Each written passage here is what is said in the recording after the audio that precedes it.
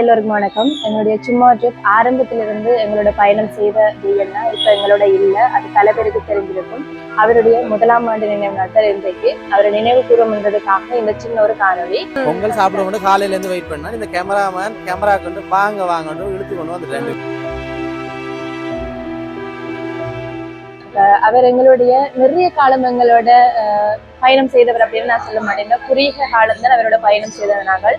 அந்த குறுகிய காலம் கூட எங்களுக்கு நிறைய காலம் எங்களோட பயணம் செய்த மாதிரியான ஒரு எண்ணம் தான் எங்களுக்கு. என்னடா அவரோட சின்ன சின்ன விஷயங்கள் கூட எங்களை எப்பயும் ஞாபகப்படுத்தி கொண்டிருக்குது. அது எப்பவுமே எங்களுடைய இருக்கும். ஆனா என்ன, ஜெயண்ணா நிறைய ஆசைகளோட இருந்தவர், அது எதுவுமே நிறைவேறாம போயிட்டார். அது மட்டும்தான் எங்களுக்கு கவலை. ஆனாலுமே அவர் நினைச்சது எல்லாமே நாங்க ஒவ்வொன்றா செய்து முடிப்போம் அப்படின்றது எங்களுக்கு நம்பிக்கை இருக்குது. எங்க இருந்தாலும் ஜெயண்ணா எங்களை பார்த்து கொண்டிருப்பார். அவருடைய ஆத்மா சாந்தி அடைஞ்சிருக்கும்.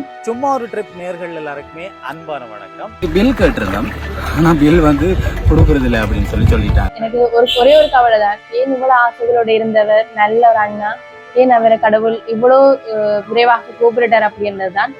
அவரோட ஆத்மா சாந்தி அடைஞ்சாலும் எங்களுடைய சமூகத்துக்கு அது ஒரு பேரிழப்பா இருக்குது. ஏனென்றா ஒரு ஆளுக்கு ஒரு 2 திறமைகள் இருக்கும். ஆனா நான் அவரை பார்த்த வரைக்குமே பல்வேறுபட்ட திறமைகள் இருக்கு. இந்த ஊடகத்துறையில பல்வேறு திறமைகளோட இருக்கிற ஒரு ஆளுன்னா அதை நான் ஜெயண்ணா சொல்லிடுறேன்டா.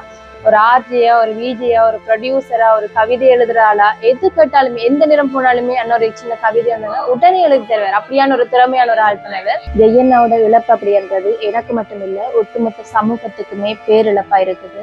Miss you ஜெயண்ணா.